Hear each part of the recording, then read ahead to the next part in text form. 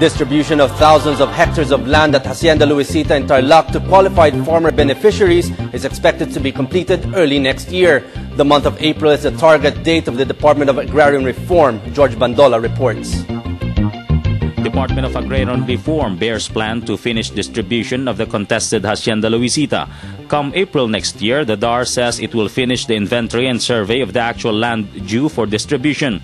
DAR is now in the process of cleaning up the beneficiary list and will finish early next year.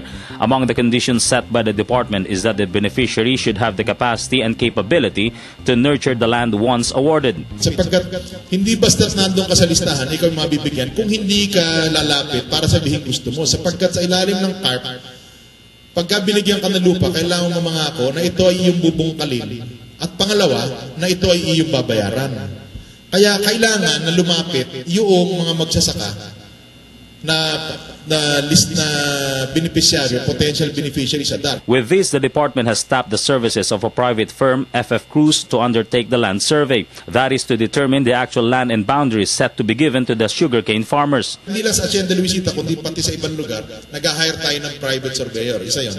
Pangalawa, ginagamitan ito ng makabagong paraan, hindi lamang sa Hacienda Luisita, kundi din sa ibang lugar, ng mas magandang proseso ng pag-survey para mas mabilis. Kasi kung aasa tayo sa pamahalaan na surveyor, baka magtagal. Aside from Hacienda Luisita, around 900,000 hectares of land all over the country is being readied for distribution to about 400 to 500,000 farmer beneficiaries, and around 4.7 million hectares of idle and untitled land now under government's watch. DAR hopes to finish distribution of these lands to farmers and other beneficiaries before the end of the Aquino administration.